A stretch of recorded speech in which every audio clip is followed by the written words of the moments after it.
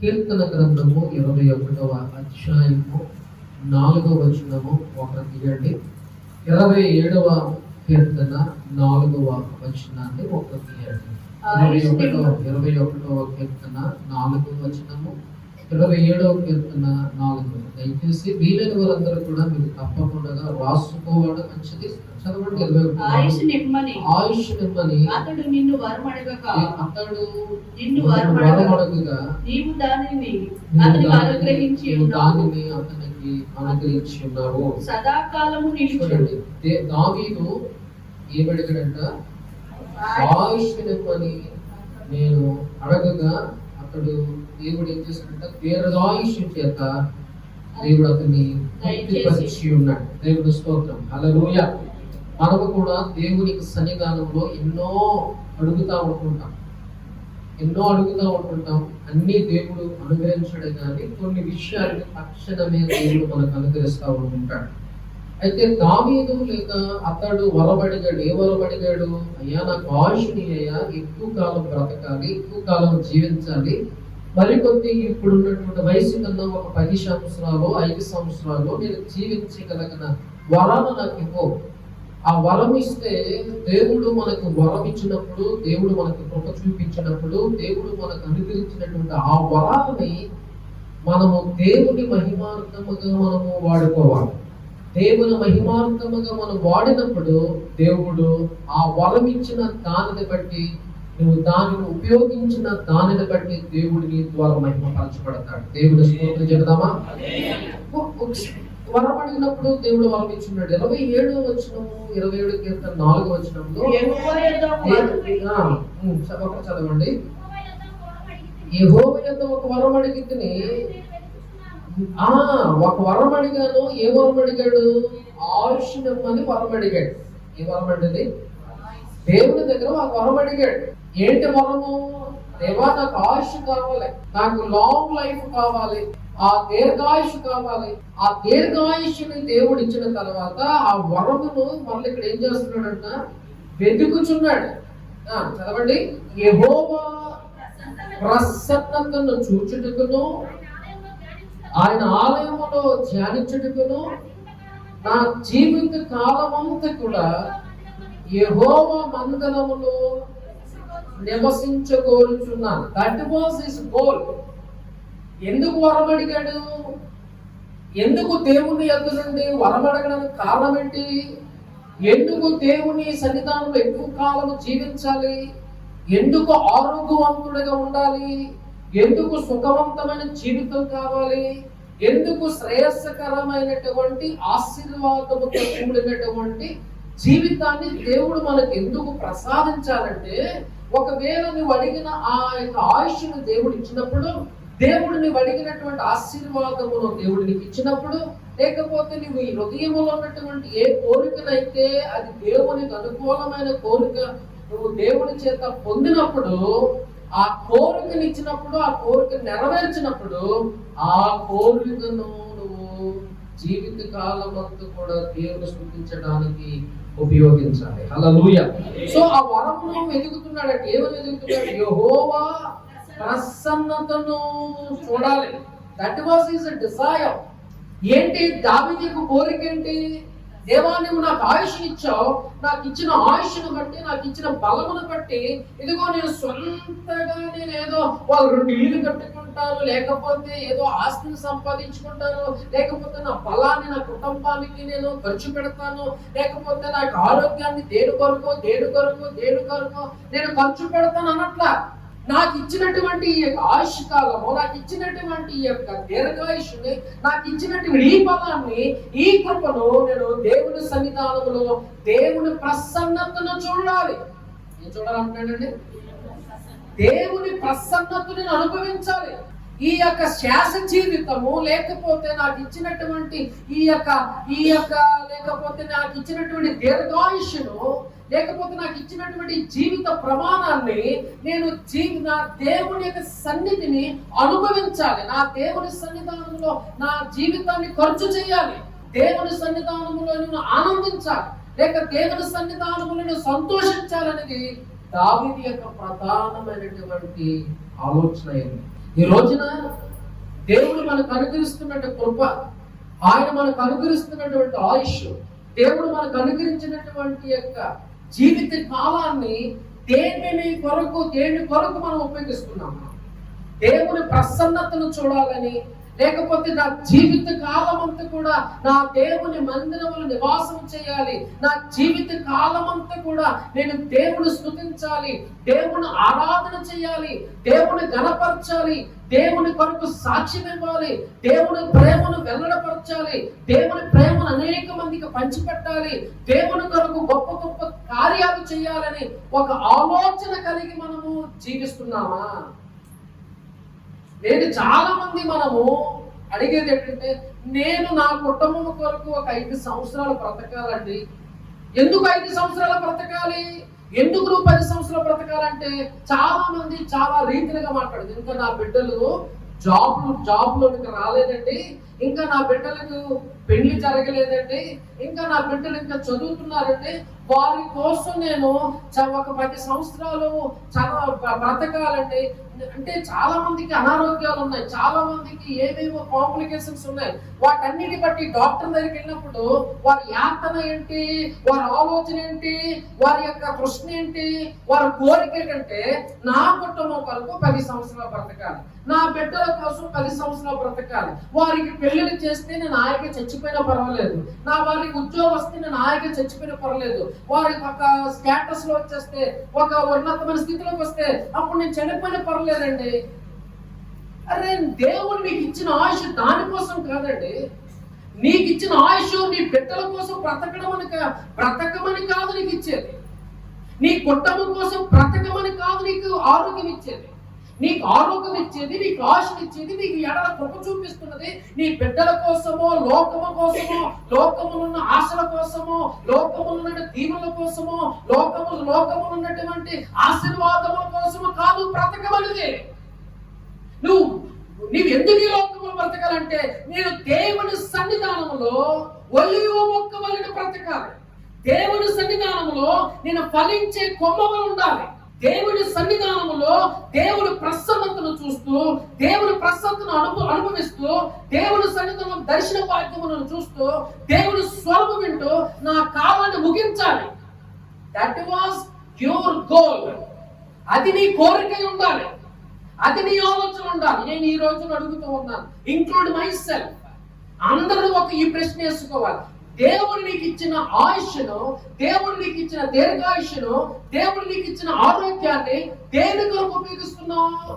దేని కొరకు ఖర్చు పెడుతున్నావు? నీ కుటుంబం కోసమా, లేకపోతే ఏదో ఆస్తిని సంపాదించడం కోసమా, లేకపోతే దేని కొరకు ఖర్చు పెట్టాలని ఇష్టపడుతున్నావు? దావీదు అడుగుతున్నాడు, ప్రభువా, నేను ఒక వరాన్ని అడిగాను, ఆ వరాన్ని వెతుకుతున్నాను, వరం ఇచ్చావు, కృపను చూపించావు, ఆయుష్ ఇచ్చావు, అయితే ఆ ఇచ్చిన ఆయుష్ను, ఆ ఇచ్చిన జీవిత కాలాన్ని నీ సన్నిధిలో గడపడానికి నేను ఉపయోగిస్తాను. దేవుడు స్తోత్రం చెప్పండి. దేని కొరకు ఉపయోగిస్తున్నాడంట? దేవుని సన్నిధిలో గడపడానికి. ఎందుకు దేవుని సన్నిధిలో గడుపుతాడు? దేవుని సన్నిధిలో ఏముంది? సంపూర్ణ సంతోషము కలదు. గట్టిగా దేవుని స్తోత్రం చెప్పండి. దేవుని సన్నిధానంలో ఏముందంట? సంపూర్ణ సంతోషం ఉంది. దేవుని సన్నిధిని అనుభవించాలి, దేవుని సన్నిధిలో నేను పాటలు పాడాలి, దేవుని సన్నిధానంలో దేవుని కీర్తించాలి, దేవుని సన్నిధానంలో దేవుని ఆనందించాలి, దేవుని ఆరాధన చేయాలని ఒక ఆలోచన, ఒక దృక్పథం మనకు ఉండాలి. అదే నీ శ్వాస, నీ దిశ, నీ దశ ఉండాలి. విశ్వాస యొక్క ఆలోచన, విశ్వాస యొక్క తపన అదే ఉన్నప్పుడు దేవుడు ఇంకనూ నీకు ఉన్నతమైన ఆరోగ్యాన్ని ఇస్తాడు. నమ్మిన వారు దేవుడు స్తోత్రం చెప్పండి. 90వ కీర్తనలు అంటాడు, మనిషిని ఆయుష్ అధిక బలం ఉంటే అయినా అది, కానీ 90వ కీర్తనలు ఏమంటున్నాడు? అతని దీర్ఘాయువు చేత నేను తృప్తిపరచదు. అంటే నేను తృప్తిపరిచే ఆయుష్లు ఇస్తాను. ఎప్పుడు తృప్తిపరిచే ఆయుష్లు ఇస్తాడు? ఎప్పుడు నీకు ఆయుష్ను, దీర్ఘశాంతమును, సమాధానంతో కూడినటువంటి సంవత్సరాలు ఇస్తాడంటే, నువ్వు ఈ దేవుని యొక్క ప్రసన్నతను చూడాలని ఆశ కలిగినప్పుడు తృప్తి కలిగిన ఆయుష్ను ఇస్తాడు. ఏ ఆయుష్ను ఇస్తాడంటే, అది లేకుండా కానీ మనుషుల కోసం, బిడ్డల కోసమో, జీవితం కోసం జీవించాలి, ఎక్కువ కాలం బ్రతకాలంటే నీ ఆయుష్ ఉంటాడు, 70 సంవత్సరాలు బ్రతకొచ్చు, 80 సంవత్సరాలు బ్రతకొచ్చు. అది కానీ ఆ ఆయుష్ ఎట్లా ఉంటది? ఆయాసం ఎందుకు ఎందుకు ఆయాసం తక్కువ వచ్చింది? నువ్వు దేవుడిచ్చిన ఆయుష్ని, దేవుడిచ్చినటువంటి ఆ ప్రమాణ ఆ యొక్క జీవితాన్ని దేవుడి కొరకు ఖర్చు పెట్టట్లేదు. దేవుడి కొరకు జీవించాలని, దేవుడి కొరకు బ్రతకాలని, దేవుడి కొరకు అర్థసాక్ష్యం అవ్వాలని, దేవుడి కొరకు అనేక ఆత్మలు రక్షించాలని, అనేక ఆత్మలను రక్షించాలని నువ్వు ప్రయాసపడట్లేదు, ప్రయాణం చేయట్లేదు, సాక్షి ఇవ్వట్లేదు కనుక నీకు ఆయుష్ ఉన్నా, నీకు ఇక్కడ 70 సంవత్సరాలు బ్రతికినా, 80 సంవత్సరాలు బ్రతికినా ఎల్లప్పుడు ఏమంటావు నువ్వు? ఆయాసం, దుఃఖం, శ్రమ, శోధన, బాధలు, రోగాలు అని చెప్తావు. అది నీ యొక్క ఇచ్చిన ఆయుష్ని దేవుడి కొరకు బ్రతికితే, దేవుడి ప్రసన్నతలో, దేవుడి సన్నిధానంలో నీ జీవితాన్ని నువ్వు వెళ్ళబుచ్చుతుంటే ఆ జీవితం కొంచెమైనా సరే అది ఆనందముగా ఉంటది, అది సంతోషముగా ఉంటది. హల్లెలూయా. దేవుని సన్నిధిని అనుభవించాలని నువ్వు ఆతృత పడాలి. హల్లెలూయా, హల్లెలూయా. అందరూ నమ్మేవారు దేవుని వాక్యం అర్థమైన దేవుడు. హల్లెలూయా. చాలా విచారం ఏంటంటే చాలా 90% ఆఫ్ బిలీవర్స్ దేని కొరకు ప్రయాసపడుతున్నాం మనము? లోకముల నాశనం కొరకు. ఇంకా లోకం కూడా వదిలేడు, మన బిడ్డల కోసమే బ్రతుకుతాం, మన బిడ్డల కోసమే జీవిస్తాం. నీవు బిడ్డల మీద నీ బిడ్డల కొరకు నువ్వు జీవించుతున్నంత కాలం దేవుడు నీకు ఒకవేళ ఆశించినా సరే అది నీ జీవితం అంతా కూడా ఎలా ఉంటదంటే, హల్లెలూయా, నీ ఆలోచన, నీ గురి ఏమై ఉండాలా? దేవుని సన్నిధిని చూడాలి. హల్లెలూయా. దేవుని ప్రసన్నతను చూడాలి. దేవుని ప్రసన్నత ఎందుకు చూడాలి? దేవుని ప్రసన్నతలో ఎందుకు జీవించాలి? దేవుని ప్రసన్నతలో మనం ఎందుకు అనుభవించాలి? దేవుని ప్రసన్నతలోనే మనం ఎందుకు బ్రతకాలంటే, దేవుని ప్రసన్నత మన చుట్టున్నప్పుడు, దేవునికి వెలుగు మన చుట్టున్నప్పుడు ఆ వెలుగులో నీ రహస్య జీవితం బయలుపరచబడి. దేవుని స్తోత్రం చెప్పండి. ఎందుకు దావీదు యెహోవా ప్రసన్నతలో నేను జీవించాలనుకుంటాడంటే, యెహోవా ప్రసన్నతలో, దేవుని వెలుగులో నా జీవితం ఏంటో నాకు తెలియపరచబడుతుంది. యెషయా గ్రంథం 6వ అధ్యాయము 5వ వచనము చదవండి. 5వ వచనము, అక్కడ యెషయా భక్తుల ద్వారా దేవుడు దర్శన రూపముగా మాట్లాడుతూ ఉన్నాడు. 1వ అధ్యాయం నుంచి 4వ అధ్యాయం వరకు కూడా యెషయా ప్రవక్త ద్వారా ఇశ్రాయేలు ప్రజల గురించి ప్రవచనం ఎత్తి మాట్లాడుతూ ఉన్నాడు. ఏం మాట్లాడుతున్నాడండి? యెషయాకి దేవుడని యెహోవా దర్శనమిచ్చి ఇశ్రాయేలు ప్రజల గురించి మాట్లాడుతున్నాడు. మరి అటువంటి మాట్లాడుతున్న వ్యక్తి, అటువంటి పరిశుద్ధుడిగా అనుకుంటున్న వ్యక్తి 6వ అధ్యాయం 5వ వచనంలో ఏమంటున్నాడు? అయ్యో, నేను అపవిత్రమైన పెదవుల గలవాడిని, అపవిత్రమైన పెదవుల గల మనుషుల మధ్య నేను. ఏమండి, మరి ఏ పెదవులతో ప్రవచన చెప్పాడు? ఏ పెదవులతో దేవుని వాక్యాన్ని, దేవుని యొక్క వాక్కును ప్రకటన చేశాడు? ఒకవేళ దేవుడి దృష్టిలో అపవిత్రుడైతే, దేవుడి దృష్టిలో ఒకవేళ పాపిగా ఉన్నట్లయితే దేవుడు మాట్లాడాడు కదా. మరి యెషయా భక్తుడితో దేవుడు మాట్లాడుతూ ఉన్నాడు. 6వ అధ్యాయంకి వచ్చిన తర్వాత 6వ అధ్యాయంలో దేవుడి యొక్క దివ్యమైన దర్శనము చూచి ఉన్నాడు. పరలోకము తెరవబడిన, పరలోకములో సైన్యము దేవుడు స్తుతించడమైన దర్శనము, ప్రసన్నతను చూచాడు. దేవుని ప్రసన్నతను ఎప్పుడైతే చూచాడో ఆ ప్రసన్నతలో, ఆ దర్శనములో, ఆ దేవుడి వెలుగులో నేను అపవిత్రుడని గ్రహించాడు. హల్లెలూయా. గ్రహిస్తున్నాడంటే, నేను అపవిత్రుడును. నీవు పరిశుద్ధుడివే కానీ నీ మీద తగిలినటువంటి గాలి, ధూళి, మచ్చ, డాగులు. ఇప్పుడు యెషయా ఏమని గ్రహించాడు? దేవుని దర్శనము చూచినప్పుడు, దేవుని ప్రసన్నత చూచినప్పుడు ఆ వెలుగులో నేను అపవిత్రుడని గ్రహించాడు. అపవిత్రమైన పెదవులు గల మనుషుల మధ్యన నేను జీవిస్తూ ఉన్నాను. హల్లెలూయా. మనకి దేవుని ప్రసన్నత ఎందుకు అవసరం అంటే, మనకి దేవుని యొక్క దర్శనం ఎందుకు అవసరం అంటే, దేవుని వెలుగులో, దేవుని దర్శనము కలిగి దేవుని ప్రసన్నతలు ఎందుకు మనం బ్రతకాలంటే, ఆ దేవుని వెలుగులో, ఆ దేవుని ప్రసన్నతలో నీ రహస్య జీవితం బయలుపరచబడతాయి. నువ్వు బయటకి తెలియనటువంటి ప్రతి పాపమును దేవుడు బయలుపరుస్తాడు. వెలుగులో ఏమవుతుందంటే మన ప్రతి పాపములు కనబడతాయి. దేవునికి ఎప్పుడైతే యెషయా ప్రభా, అపవిత్రమైన పెదవులు గలవాడిని, అపవిత్రమైన పెదవుల మధ్యన మనుషుల మధ్యన జీవించుతున్న వ్యక్తిని నన్ను కడుగు, నన్ను బాగు చేయి. ఏమంటున్నాడు యెషయా? ఏమంటున్నాడు? అక్కడున్న అగ్ని చేత నా పెదవులను ఏం చేయాలి? కాల్చివేయి, నన్ను శుద్ధీకరించు, నన్ను పరిశుద్ధపరచు. అపవిత్రమైన పెదవులు గలవాడని, అపవిత్రమైన మాటలు మాట్లాడనయ్యా, అపవిత్రమైన చూపులు చూచనయ్యా, అపవిత్రమైన ఆలోచనలు, అపవిత్రమైన తలంపులు కలిగి అపవిత్రమైన తలంపుల మధ్యన నేను బ్రతికాను, నా బ్రతుకును మార్చేయని దేవుని వెలుగులో, దేవుని సన్నిధిలో అతని జీవితాన్ని ఒప్పుకుంటున్నాడు. హల్లెలూయా. దేవుని ప్రసన్నతలో అతని బ్రతుకు తేట తెల్లగయ్యింది. అతడు ఎప్పుడైతే ఒప్పుకున్నాడో అగ్ని చేత దేవుడు ఏం చేశాడు? కాల్చి పరిశుద్ధపరిచి ఉన్నాడు. దేవుని స్తోత్రం. హల్లెలూయా. నిర్గమకాండము 3వ అధ్యాయంలో 1 నుంచి 5వ వచనములు చూస్తే అక్కడ ఆ అగ్ని చేత కాల్చబడుతున్న పొద అక్కడ కనబడుతుంది మోషేకి. అక్కడ ఏమంటున్నాడు? అక్కడ ఏంటి పొద కాలుతుంది కానీ అది వెలుతురు వస్తుంది, అక్కడ కాల్చబడట్లేదు. నేను చూడాలంటే అక్కడ ఆ పొదల నుంచి దేవుని స్వరం ఏం చేస్తుంది? మాట్లాడుతుంది. ఏమంటున్నాడు? మోషే, నువ్వు దగ్గరికి రావద్దు, నీవు నిలుచున్న స్థలము దేవుని స్తోత్రం చెప్పండి, గట్టిగా దేవుని స్తోత్రం చెప్పండి. నీవు నిలుచున్న స్థలము పరిశుద్ధమైన స్థలము. మోషే, నీవు నిలుచున్న స్థలం అది దేవుని సన్నిధి ఉండే స్థలము, దేవుడు వెలుగుండే స్థలం, దేవుని పరిశుద్ధాత్మ నివసించే స్థలం అది. కాబట్టి నీ కాలుకున్నటువంటి చెప్పులు నువ్వేం చేయాలి? విడిచిరా నువ్వు నా దగ్గరికి. హల్లెలూయా. నువ్వు నా దగ్గరికి రావాలంటే, నా ప్రసన్నతను అనుభవించాలంటే, నా దర్శనాన్ని నువ్వు చూడాలంటే, ఇంకా నువ్వు దగ్గరగా ఉండి నా దర్శనమును అనుభవించాలంటే, నా ప్రసన్నతను అనుభవించాలంటే, నీ కాలుకున్నటువంటి అపవిత్రమైన చెప్పుల్ని తీసివేసుకుని నా దగ్గరికి నువ్వు రా. హల్లెలూయా. హల్లెలూయా.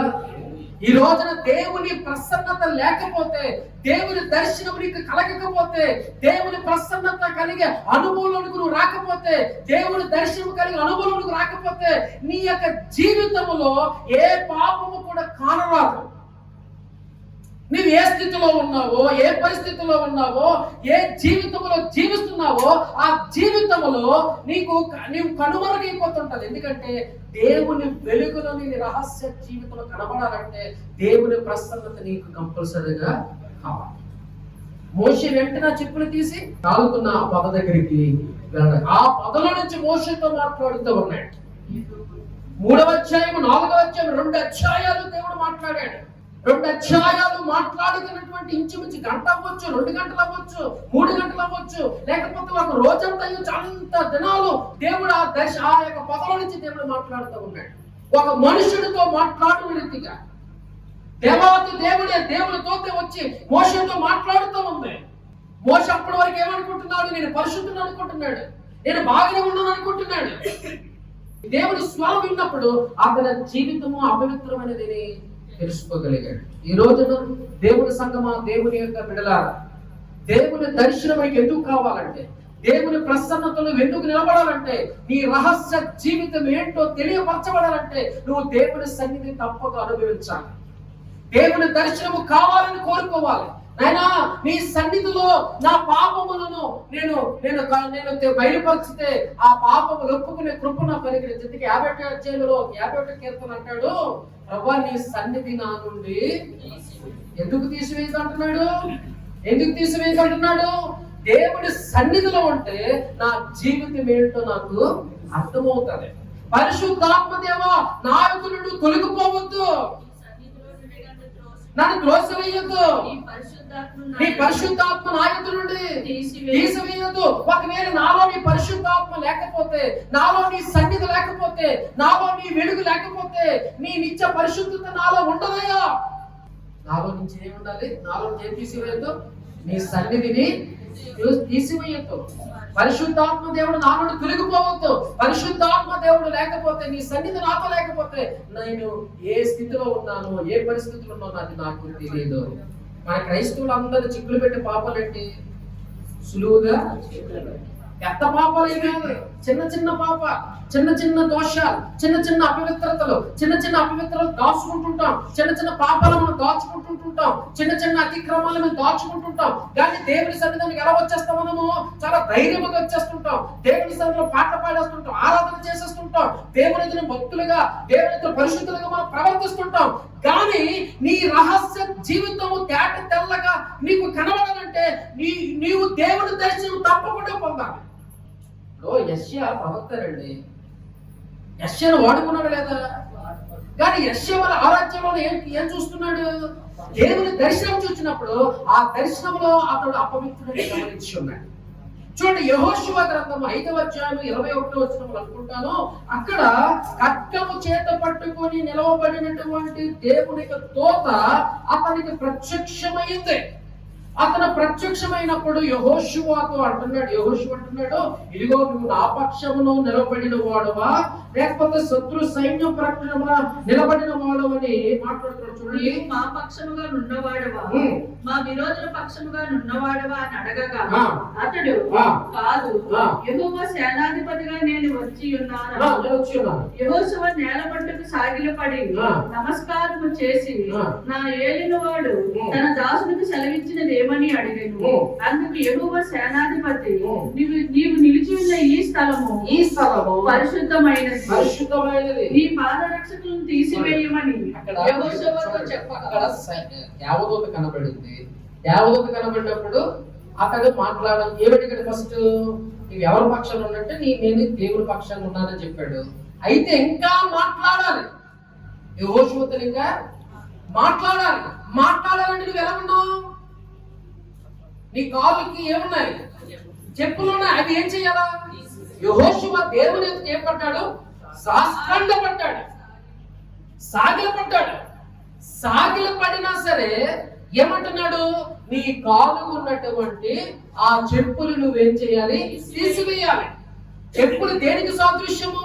అపవిత్రతకు, పాపమునకు, దరిద్రతకు, శాపమునకు. వీటిని నువ్వేం చేయాలి? తీసివేయి. అప్పుడు నీతో నేనేం చేస్తాను? మాట్లాడతాను. దేవుని స్తోత్రం, హల్లెలూయా. గట్టిగా దేవుని స్తోత్రం చెప్పండి. నీవు దేవుని స్వరం వినాలన్నా, దేవుడు నీతో మాట్లాడాలన్నా, దేవుని దర్శనం ఇంకా సంపూర్ణంగా నీకు ప్రత్యక్షం అవ్వాలన్నా నీకున్న అపవిత్రతను ఏం చేయాలి? తొలగించుకోవాలి, తీసివేసుకోవాలి. ప్రభా నేను పాపిని, ప్రభా నేను అపవిత్రమైన పెదవులు గలవాడిని, అపవిత్రమైన చేతులు గలవాడిని, అపవిత్ర హృదయం కలిగిన వాడిని, అపవిత్రమైన ఆలోచనలు, అపవిత్రమైన తలంపులు కలిగిన వాడిని. నీ ఆయాసకరమైన మార్గము నాయం ఉన్నదేమో ప్రభా నన్ను పరిశోధించి నాటు బాగుగా కడుగు నాయన. నీ ఎదుట నిర్ధారితంగా ఉండాలి, నీ ఎదుట నిర్దోషముగా ఉండాలి. నీ స్వరం వినాలి, నీ స్వరం ఇచ్చి నాతో మాట్లాడు, నీ దర్శనం ఇచ్చి మాట్లాడు. నీ దర్శనంలో, నీ వెలుగులో, నీ ప్రసన్నతలో రహస్యమైన నా జీవితాన్ని నాయన నాకు బయలుపరచు. నేను వాటిని ఒప్పుకుంటాను, వాటిని విడిచిపెడతాను నాయన. నీ సన్నిధానంలో, ఆ పరిశుద్ధమైన పట్టణంలో నిషిద్ధమైనది ఏది లోనికి వెళ్ళదు గనక నిషిద్ధమైన వాడిగా నేను బయట ఉండిపోకుండా పరిశుద్ధమైన వాడిగా నీతో కలిసి జీవించే కృపను నాకు కావాలని ప్రార్థన చేయాలి. అందరూ దేవుని స్తోత్రం చెప్పండి. హల్లెలూయా. నిషిద్ధమైనగా నువ్వు లోనికి, అపవిత్రమైన వాడిగా లోనికి వెళ్ళలేవు గనక నీకు దర్శనము కావాలి, దేవుడు ప్రసన్నత కావాలి. చూడండి, రెవల్యూషన్ 1:17 నేను ఆయనను చూడగానే చచ్చిన వాని వలె ఆయన పాదముల ఎదుట నేను పడిపోయాను. దేవుని దర్శనం చూసినప్పుడు నేను ఏమైపోయాను? చచ్చిన వాడు అయిపోయానండి. దేవుని దర్శనం ఏ మనుషుడు కూడా చూడలేడు. ఒకవేళ దేవుని దర్శనము అనే భాగ్యాన్ని దేవుడు మనకు అనుగ్రహిస్తే ఆ దర్శనములో నీ యొక్క జీవితాన్ని బట్టి బయలు చేసినప్పుడు నువ్వు చచ్చిన వాడుగా అయిపోతావు. దేవుని యొక్క ప్రసన్నతను నువ్వు అనుభవిస్తావు. అప్పుడు చూడండి, ఈ యోబు గ్రంథం అనుకుంటాను, యోబు గ్రంథము 42వ వచనము, 42వ వచనములో 8వ వచనం 6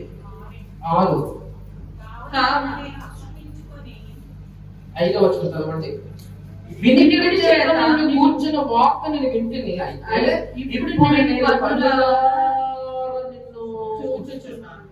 నేను ఏం చేశాను ఇంతవరకు? నేను ఏం చేశాను? ఈ స్వరాన్ని విన్నాను, ఈ స్వరాన్ని విన్నాను. ఇప్పుడు నేను ఏం చేస్తున్నాను? కన్నులారా చూస్తూ ఉన్నాను. కావున నన్ను నేను ఏం చేసుకుంటున్నాను? అసహించుకుంటున్నాను. ధూళిలోను బూడిదలోను పశ్చాత్తాపడుచున్నా. చూడండి, దేవుని దర్శనం ఎప్పుడైతే మనుషుడు కలుగుతాదో ఆ దర్శనములో నువ్వెవరు అనేది తెలియపరచు. యోబుకి ఎప్పుడైతే దేవుని దర్శనం కనబడిందో అతని దృష్టికి ఎలా కనబడుతున్నాడు? యోబు గ్రంథం మొదటి అధ్యాయంలో ఎలా ఉన్నాడు? యోబు గ్రంథం మొదటి అధ్యాయంలో ఉన్నాడు. దేవుడు సాక్ష్యం ఇస్తున్నాడు, యోబు నీతిమంతుడు, యథార్థవంతుడు, దేవుని యందు భయభక్తి కలిగిన వాడు, చెడుతనమును అసహించుకున్న వాడు. అటువంటి చెడుతనం అసహించుకున్న వాడు నీతిమంతుడు, పరిశుద్ధుడైన యథార్థవంతుడు. ఎప్పుడైతే కన్నులారా దేవుని దర్శనమును చూచాడో, ఎప్పుడైతే కన్నులారా దేవుని కృపను చూచాడో, దేవుని సన్నిధిని చూచాడో, ఆ సన్నిధానములో తాను ఎవరు అనేది తెలియబడుతుంది. అప్పుడు ఎవరికైనా నాకు నేనుగే అసహించుకుంటున్నాను. నేను ధూళిని బూడిదనై పశ్చాత్తాపడుతున్నాను. దేవుని స్తోత్రం చెప్పండి. నిజంగా మనకి పశ్చాత్తాపం రావట్లేదంటే, నిజమైన మారు మనసు మనకు రావట్లేదంటే మనకి ఏం లేదండి, దేవుని యొక్క దర్శనము లేకపోవడం వలన మనకు నిజమైన పశ్చాత్తాపం అనేది రావట్లేదు. దేవుని స్తోత్రం చెప్పండి. అందరూ దేవుని స్తోత్రం చెప్పాలి. నిజమైన పశ్చాత్తాపం అంటే నువ్వు ఇలా ఉంటావా? ఏమండి, ఇలా ఉంటాం మనం? 77వ కీర్తన అనుకుంటాం చూడండి. 77వ కీర్తన చూడండి. మనం చదువుకున్న 27:4 నీ ఆలయములో ఎప్పుడు చదవండి. 27వ కీర్తన మరి చదవండి మరొకసారి. నేను యెహోవా ప్రసన్నతను చూచుటకును ఆయన ఆలయములో ధ్యానించుటకును నా జీవిత కాలమంతయు నేను యెహోవా మందిరములో నివసింపగోరుచున్నాను. 39వ కీర్తన చదవండి 3వ వచనం నుంచి. నా గుండె నాలో మండుచుండెను, నేను ధ్యానించుచుండగా. యెహోవా మందిరములో ధ్యానించినప్పుడు చదవండి. నా గుండె నాలో మండుచుండెను. యెహోవాను గురించి నేను ధ్యానించినప్పుడు, దేవుని వాక్యాన్ని ధ్యానించినప్పుడు నా గుండె ఏమవుతుందంట? మండుతున్నది. అప్పుడు నేను ఈ మాట నోరారా నేను పలికితిని, యెహోవా నా అంతం ఎట్లుండునని నా జన్మల ప్రమాణం ఎంత అయినది నాకు తెలుపు. నా ఆయువు ఎంత అల్పమైనదో నేను తెలుసుకొనగోరుచున్నాను. నా జన్మల పరిమాణము నువ్వు వెత్తడంతగా చేసి ఉన్నావు. నీ సన్నిధిని నా ఆయుష్కాలము లేనట్టే ఉన్నది. ఎంత స్థిరుడైనను ప్రతివాడును కేవలము వట్టి ఊపిరి వలె ఉన్నాడు. మనుషులు వట్టి నీడ వంటి వారే తిరుగులాడిదురు. వారు తొందరపడుట గాలికే కదా. వారి ధనము కూర్చుకొందరు గాని అది ఎవరికి చేజిక్కునో వారికి తెలియదు. వచ్చిందండి, ఇతనికి రియలైజేషన్ వచ్చింది. ఏమనుకుంటున్నాడు? యెహోవాను గురించి ధ్యానించినప్పుడు, దేవుని వాక్యాన్ని ధ్యానించినప్పుడు, దేవుని వాక్యాన్ని చదువుతున్నప్పుడు అతనికి అర్థమైంది, నేను ఎలాగున్నాను, అల్పుడుగా కనబడుతున్నాను. చదవండి, అల్పుడుగా. 73:17 చదవండి. కొన్ని మీకు త్వరగా సమయం అయిపోతుంది కాబట్టి నేను చెప్తున్నాను. 73:17 చదవండి. ధ్యానించినప్పుడు ఆయాసకరంగా ఉన్నది. చదవండి. నిశ్చయముగా నీవు వారిని కాలు జారు చోటనే ఉంచి ఉన్నావు. వారు నశించినట్లు వారిని పడవేయుచున్నావు. 21వ వచనం చదవండి. నా హృదయం మత్సరపడెను, ఆంతరింద్రియములలో నేను వ్యాకులపడితిని. నేను తెలివిలేని పశుప్రాయుడనైతిని, నీ సన్నిధిని మృగము వంటి. ఎవరు చెప్తున్నారు ఈ మాట? ఆసాపు చెప్తా ఉన్నాడు. ఎలాగున్నాడంట? దేవుని ఇతరుల గురించి ధ్యానించినప్పుడు, ఇతరుల గురించి భవిష్యత్తును ఆలోచించినప్పుడు తన జీవితం తనకి ఏమనిపించింది? అసహ్యం అనిపిస్తుంది. నేను ఎలా ఉన్నాను? పశుప్రాయుడిగా ఉన్నానండి. మృగం లాంటి స్వభావం ఉంది నాకు. మంచి లేదు నాలో. మృగం అంటే ఏంటి? నాలో ఏం లేదు, మంచి లేదు. ఎప్పుడైతే నువ్వు దేవుని సన్నిధానంలో కూర్చొని మోకాలుండి దేవుని వాక్యాన్ని చదువుతూ దేవుని వాక్యాన్ని ధ్యానించినప్పుడు నీవు నీ యొక్క జీవితం ఏంటో నీకు. దావీదు ఏమంటాడు? పశుప్రాయుడిని అయిపోయాను, తెలుగు లేని వాడికి అయిపోయాను, నా జీవితం నాకు అసహ్యంగా ఉంది, నా బ్రతుకే నాకు చూడడానికి అసహ్యకరపడుతూ ఉంది. చూడండి 33 మరలా చదువుతూ చూడండి, 39:3 వచ్చిన చదవండి మరొకసారి. 4:5 చదవండి. 4:5 చదవండి. నా అంతము ఎట్లుండినది, నా దినముల ప్రమాణం ఎంతైనది నాకు చూడండి, తెలుసు. ఎప్పుడైతే దేవుడి గురించి ధ్యానిస్తున్నాడో అతని అంతం ఏంటో, దినముల ప్రమాణం ఎంతో, ఆయుష్యం ఎంతో అల్పమైనది. అప్పుడు ఏమవుతుంది? దేవుడు ధ్యానిస్తే నీకేమర్థమవుతుంది? నీ జీవితం ఎంతో, నీ బ్రతుకు ఎంతో, నీ బలం ఎంతో, నీ శక్తి ఎంతో, నువ్వు ఏం చేయగలవో, నీ జీవితం ఏంటో, దేవుని కంటే ఎంత అల్పమైన వాడవో నీకు అర్థమవుతుంది. అదే దేవుని వాక్యాన్ని ధ్యానించకుండా దేవుని దర్శనం లేకుండా ఉన్నాం అనుకో, మనం ఏమనుకుంటామంటే నేనే గొప్పవాడిని, నాకంటే బలవంతుడు లేడు, నాకంటే శక్తివంతుడు లేడు, నాకంటే నీ పరిశుద్ధుడు ఎవడు లేడు, నేనే పరిశుద్ధుడిని, నేనే పవిత్రుడిని, నేనే యథార్థవంతుడిని, నేనే నీతిమంతుడిని, నా అంత నీతిమంతుడు లేడు, నాకంటే యథార్థవంతుడు లేడు, నేనే గొప్ప గొప్ప అనుకొని అతిశయం వచ్చేస్తుంటది. ఎప్పుడైతే దేవుడి దర్శనం కొంతో, ఎప్పుడైతే ఆ దర్శనములు నీ రహస్య జీవితము పట్టబయలైందో, ఆ రహస్య జీవితంలో పట్టబడిన పాపాన్ని నువ్వు ఒప్పుకున్నప్పుడు నీవు దేవుని ఎదుట తిన్నగా నిలవబడగలుగుతావు. దేవుని స్తోత్రం. హల్లెలూయా. నరపుత్రుడా, నీతో నేను మాట్లాడాలి, నువ్వు ఎలా ఉండాలి? నువ్వు చక్కగా నిలబడాలి. హల్లెలూయా. దేవుని దర్శనములో నీ రహస్య జీవితము ఒప్పుకున్నప్పుడు ఆ దర్శనం నేను ఏం చేస్తుందంటే దేవుని ఎదుట దేవుని స్వరము వినగలిగినటువంటి స్థితిలో నీ నిలవబడతాను. రెండవది, దేవుని యొక్క సన్నిధానములను ధ్యానించినప్పుడు, ఆ దేవుని వాక్యం ధ్యానించినప్పుడు కూడా నీ జీవితం ఏంటో నీకు జ్ఞానంగా అర్థమవుతుంది. నా జీవితం ఏంటో, నా పరిస్థితి ఏంటో, పశుప్రాయుడు ఉన్నానయ్యా, దుర్మార్గుడు ఉన్నాను, అపవిత్రుడు ఉన్నాను, నాకు ఏ మంచి లేదు, నీచుడిని, అసహ్యమైన స్థితిలో ఉన్నాను, నేను దూర లాంటి వాడిని, పురుగు లాంటి వాడిని, తండ్రి ఆవిడ వంటి వాడిని దేవుని వాక్యాన్ని ధ్యానించినప్పుడు ఆ వాక్య జ్ఞానము నీ జీవితం ఏంటో తెలుస్తాను. దేవుని స్తోత్రం చెప్పండి. హల్లెలూయా. హల్లెలూయా. ఈ రెండు కూడా మన వ్యక్తిగత జీవితంలో ఉండాలి. ఏంటండి?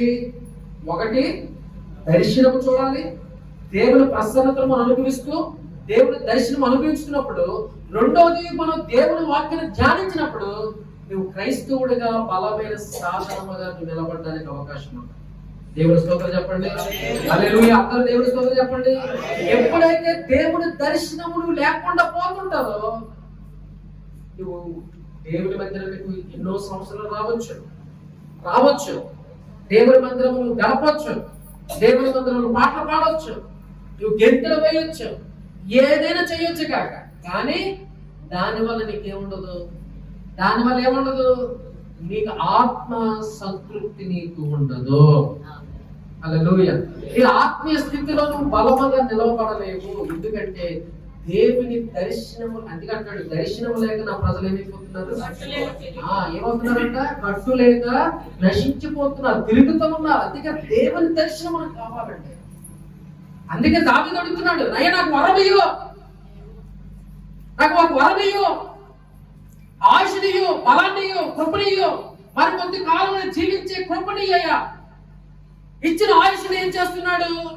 దేవుని సన్నిధానంలో, దేవుని ప్రసన్నతలో వెతుకుతూ ఉన్నాడు, దేవుని దర్శనంలో వెతుకుతున్నాడు. ఆ దేవుని దర్శనంలో తన రహస్య జీవితంలో వెతుకుతున్నాడు. తన రహస్య జీవితంలో ఏదైనా అపరాధాలు ఉన్నాయో, ఏమైనా పాపాలు ఉన్నాయో, ఏమైనా అపవిత్రత ఉందో దాన్ని చూస్తూ ఉన్నాడు, దాన్ని ఒప్పుకుంటున్నాడు. ఈ రోజున దేవుని దర్శనం అనేది నీకు లేకపోతే నువ్వు నీ జీవితంలో నిజమైన పశ్చాత్తాపం అనేది రాదు, సరైన మారు మనసు అనేది నీకు రాదు. ఉంటుందా? ఉండదు. ఎందుకంటే నీకు అసలు దేవుని స్వరమే వినట్లేదు, దేవుని ప్రసన్నత చూడట్లేదు, దేవుని దర్శనం చూడట్లేదు. నువ్వు వస్తున్నావు, వెళ్ళిపోతున్నావు, అంతేకాని దేవుని ముఖ దర్శనము నీకు లేనంత వరకు కూడా ఎక్కడ వేసిన గొంగలంటే అక్కడే బ్రతుకుతుంటావు. నువ్వు ఉన్నావు ఒకటే, నువ్వు పేరుకు మాత్రమే జీవించుచున్నావు, కానీ నువ్వు మృతుతుల్యమైన క్రైస్తవ జీవితం నీకు అవసరం లేదు. జీవించాలి, ప్రభు కోసం బ్రతకాలి, ప్రభు కోసం సాక్ష్యం ఇవ్వాలి, ప్రభు కోసం నీ జీవితాన్ని వెచ్చించాలంటే దేవుని దర్శనము, దేవుని ప్రసన్నతలో నువ్వు నిలవబడాలి. అది లేనంత వరకు కూడా నువ్వు వెళ్ళిపోయిన దానివల్ల నీకేమి కూడా ఉపయోగం ఉండదు, ప్రయోజనం ఉండదు. దావీదు అంటాడు 23వ కీర్తన, నా బ్రతుకు కాలం అంతా ఏమంటుంది, నా జీవిత కాలం చిరకాలము ఎక్కడుంటాను, చిరకాలము నేను ఎక్కడుంటాను, యెహోవా మందిరములో. ఎక్కడ దావీదు ఆశ ఏంటండి? దావీదు ఆశ ఏంటి? చిరకాలం ఎక్కడ ఉండాలి? నా ఆయుష్ అంతా ఎక్కడ గడపాలి? నా జీవితం ఎక్కడ గడపాలి? నా బ్రతుకంతా ఎక్కడ గడపాలి? దేవుని మందిరంలో గడపాలి. అది ఆయన ఆలోచన. మరి నీ ఆలోచన ఏంటి? నీ తలంపు ఏంటి? నువ్వు దేవుని మందిరములో చిరకాలం బ్రతకాలని ఆలోచన ఉందా? చిరకాలం దేవుని మందిరములో దేవుని స్తుతిస్తూ, దేవుని ఆరాధిస్తూ, దేవునిలో నేను బ్రతుకుతూ, దేవుని కొరకు సాక్ష్యం ఇవ్వాలి, అనేక మందిని దేవుని వైపు తిప్పాలని ఒక ఆలోచన, ఒక తపన కలిగి దావీదు లాంటి కమిట్మెంట్, దావీదు లాంటి మనసు నీకుందా? ఆ మనసు లేకపోతే, ఆ జీవితం అనేది లేకపోతే పేరుకే జీవిస్తున్నావు కానీ నువ్వు నీ వలన దేవునికి ప్రయోజనం లేదు, దేవునికి ఎటువంటి ఉపయోగం లేదు. నీ ఉపయోగం ఉండాలని, నీ ద్వారా దేవుడు నాకు మహిమపరచబడాలని నీకు దేవుడు ఆయుష్నిస్తున్నాడు. దేవుడు మరొక సంవత్సరం దయాకిరీటం ఇస్తున్నాడు. దేవుడిచ్చిన ఆయుష్ను, దేవుడిచ్చిన కృపను పొందుకొని దేవుడి కొరకు బ్రతకాలని, దేవుడి కొరకు నువ్వు జీవించాలని తపన, ఆలోచన కలిగి ఉండాలని ఈ దినాన్ని మీకు ప్రకటన చేస్తూ ఉన్నాను. దేని పెట్టలేదు? ఎంతమందికి వాక్యం అర్థమైంది నాకు తెలియదు. కానీ ఎంతమందికి వాక్యం అర్థమై నిజమే ప్రభువా, ఇన్ని సంవత్సరాలకి దర్శనం లేకుండా బ్రతికేస్తా ఉన్నాను, నీ ప్రసన్నత లేకుండా బ్రతికేస్తున్నాను, నీ వాక్యాన్ని ధ్యానించకుండానే, నీ వాక్య ధ్యానం వల్ల నా జీవితం ఏంటో తెలియకుండానే ఏదో అలా వచ్చేస్తున్నాను, అలాగే వెళ్ళిపోతున్నాను. ఈరోజు ఈ వాక్యం చెప్తుంది నీకు, ఈరోజు వాక్యం బోధిస్తూ ఉంది. నీ జీవితము మార్చబడాలి. ఏమవ్వాలి? నీ జీవితము మార్చబడాలి. ప్రభు త్వరగా వస్తున్నాడు. వచ్చుచున్నవాడు ఆలస్యం చేయక త్వరగా వస్తున్నాడు. ఆయన రాకడలో ఎత్తబడాలి. ఆయన రాకడలో ఎత్తబడాలంటే నీలో నిషిద్ధమైనది ఏది కూడా ఉండకూడదు, అపవిత్రమైనది ఏది కూడా నీలో ఉండకూడదు. అపవిత్ర పెదవులు కలిగిన వాడు కానీ, అపవిత్ర చేతులు కానీ, అపవిత్ర పాదములు కానీ, అపవిత్రమైన ఆలోచనలు కానీ, అపవిత్ర తలంపులు కలిగి ఆ పరలోక పట్టణములో నువ్వు వెళ్ళలే. పరలోక పట్టణములో ఇవి ఉండాలి అంటే, దేవుడితో నిత్య జీవములో నువ్వు ఉండాలంటే నీలో అపవిత్రమైనది ఏది కూడా లేకుండా. ఈ రోజున చాలా మంది అందరూ మనం అనుకున్నది ఏంటంటే, అందరూ మనం ఏమనుకుంటున్నాం, నేను ఎలా ఉన్నాను, నేను బాగానే ఉన్నాను సార్. ఎబ్రిల్ రాసిన పత్రికలు అనుకుంటారు, 3వ అధ్యాయంలో అనుకుంటారు, పాపం అనే భ్రమ. ఏంటంట? భ్రమలో ఉన్నారంట. ఎందరో ఉన్నారు జనాలు ఇప్పుడు, విశ్వాసాలు ఎందరో ఉన్నారు, ఎక్కడ ఉంటున్నారు విశ్వాసాలు అందరూ కూడా? ఎందరో ఉన్నారు? భ్రమలో ఉన్నారంటే విశ్వాసాలు అందరూ కూడా. ఎక్కువ శాతం ఎందరో ఉంటున్నారంటే భ్రమపరిచే ఆత్మ. నేను బాగానే ఉన్నాను, అందరూ గుడికి వెళ్ళిపోతున్నారండి, నేను ఒక్కరిదాన్ని వెళ్ళకపోతే బాగుంటది, వెళ్ళకపోతే అయిపోతా, అందరూ ప్రార్థన చేసేస్తున్నారండి, అందరూ ఉపవాసం అవుతున్నారండి, అందరూ దశభాగం ఇచ్చేస్తున్నారండి, నేనే ఇవ్వకపోతే దేవుడు ఆమె కోపడిపోతాడా? ఇలాంటి పిచ్చి పిచ్చి పిచ్చి ఆలోచనలు కలిగి భ్రమపరిచేస్తుంది లోకం. దేవుని వాక్యాన్ని నమ్మకుండా నేనేం చేస్తుందంటే భ్రమపరిచేస్తుంది. దేవుని వాక్య వెలుగులు నీ జీవితమును ఒప్పుకోకుండా భ్రమపరిచేస్తుంది. ఆ భ్రమ నుంచి బయట పడాలంటే నీకు దేవుని దర్శనం కావాలి. దేవుని వాక్యాన్ని ధ్యానించాలి. దేవుని దర్శనము, దేవుని వాక్య ధ్యానములోనే నీ రహస్య జీవితం ఏంటో నీకు తెలియపరచబడుతుంది. ఆ తెలియపరచబడినప్పుడు ఒప్పుకుంటే ఆ దేవుని పరిశుద్ధాత్మ అగ్ని చేత నువ్వు కాల్చివేయబడతావు, పరిశుద్ధపరచబడతావు, దేవుని ఎదుట నువ్వు నిలవబడగలుగుతావు. దేవుడి వాక్యాన్ని దేవుడు దీవించును గాక. ప్రార్థన చేసుకుందాము. అందరూ కూడా తల వంచండి, ప్రార్థన చేద్దాం. అందరూ కూడా తల వంచుదాం ఒకసారి. ప్రభువా, నీ ముఖ దర్శనం మాకు కావాలి. నీ ముఖ దర్శనంలో నా రహస్య జీవితము బయలుపరచబడినప్పుడు నేను అపవిత్రమైన ఆలోచనలు కలిగిన వాడిని, అపవిత్రమైన పెదవులు కలిగిన వాడినైతే నాయనా నీ రక్తం చేత నన్ను కడిగి నన్ను శుద్ధీకరించు ప్రభువా. నన్ను పరిశుద్ధపరిచి నీ సన్నిధానములో నిందారహితుడిగా నన్ను నిలబెట్టు ప్రభు అని ప్రతి ఒక్కరి కూడా దేవుని సన్నిధానములో కొద్ది నిమిషాలు ప్రార్థన చేద్దాం. స్తోత్రం స్తోత్రం స్తోత్రం స్తోత్రం స్తోత్రం. హల్లెలూయా హల్లెలూయా హల్లెలూయా హల్లెలూయా. ప్రార్థన చేద్దాం. సర్వోన్నతుడా, సర్వంతర్యామి, ఈ మధ్యాహ్న కాల సమయంలో నీవు ఇచ్చిన వాక్యమును బట్టి వందనాలు. అవును ప్రభువా, యెషయా పరిశుద్ధుడు, యెషయా ద్వారా నువ్వు ప్రజలతో మాట్లాడి ఉన్నావు. అయితే నీ ముఖ దర్శనం చూచినప్పుడు, నీ దర్శనము అతను కలిగినప్పుడు, ఆ దర్శనపు వెలుగులో నేను అపవిత్రుడని అతడు గ్రహించి ఉన్నాడు. అపవిత్ర ప్రజల మధ్యన బ్రతుకుతున్నాను ప్రభువా, నన్ను కడుగు, నన్ను పరిశుద్ధపరచని ప్రార్థించినప్పుడు నాయన యెషయాని పరిశుద్ధపరిచి ఉన్నాడు. ఈ దినము నాయన మేము కూడా నీ దర్శనము లేక ప్రభువా, నీ ముఖ దర్శనము లేక మేము కూడా ఏదో భ్రమలో బ్రతుకుతున్నాం. మేము బాగానే ఉన్నామని బ్రతుకుతున్నాము నాయన. అయ్యా, నీ ముఖ దర్శనం మాకు దయచేయండి. నీ ముఖ దర్శనము, నీ స్వరము విన్నప్పుడు నైనా మేము ఏ స్థితిలో ఉన్నామో, ఏ పరిస్థితిలో బ్రతుకుతున్నామో మేము నైనా మా రహస్య జీవితమును మీరు మాకు బయలుపరచండి నాయన. ప్రభా, అపవిత్రమైన పెదవుల గలవారమైతే, అపవిత్రమైనటువంటి చేతులు గలవారమైతే, అపవిత్రమైన ఆలోచనలు, అపవిత్రమైన తలంపులు కలిగిన వారు మేము జీవిస్తున్నట్లయితే నాయన, ఈ ఉదయకాల సమయంలో మమ్మల్ని కడగండి, మమ్మల్ని పరిశుద్ధపరచండి, నిజమైన పశ్చాత్తాపం మాలో కలుగు చేయండి. యోబు నేను కన్నులారా చూచినప్పుడు నాయన తన దృష్టికి అసహ్యముగా కనబడుతూ ఉన్నాడు, పశ్చాత్తాపడుతున్నాడు. అటువంటి పశ్చాత్తాప హృదయము నేడు మాకును సంఘములున్న ప్రతి ఒక్కరికి దయచేసి మీరు మహిమ పొందమని వేడుకొంచున్నాను. ఏ హృదయం అయితే నీ దర్శనం కోరుకుంటుందో, ఏ హృదయం అయితే నీ యొక్క స్వరమ వినాలనుకుంటుందో నాయన, అటువంటి వారిని దర్శించి పరిశుద్ధపరిచి పవిత్రపరిచి నీ రాకడ ఎదుట నిందారహితులుగా నిలవబెట్టమని వేడుకొంచు. ఈ ప్రార్థన మీరు ఆలకించి నైనా మీ యొక్క సన్నిధి మాకు తోడుగా ఉంచి నడిపించి మీరు మహిమ పొందమని యేసు క్రీస్తు నామములో అడుగుచున్నాను పరమ తండ్రి, ఆమేన్. మన తండ్రి దేవుని ప్రేమ, కుమారుడు యేసు క్రీస్తు వరకు త్రేక దేవుని యొక్క సన్నిధి ప్రసాద్ కూడి వచ్చి మనకందరికీ సదాకాలతో నడిపించిన గాక. Amen amen amen. Praise the lord. అందరికీ వందనాలు తెలియజేస్తా ఉన్నాను. Thank you one and all. Praise the lord.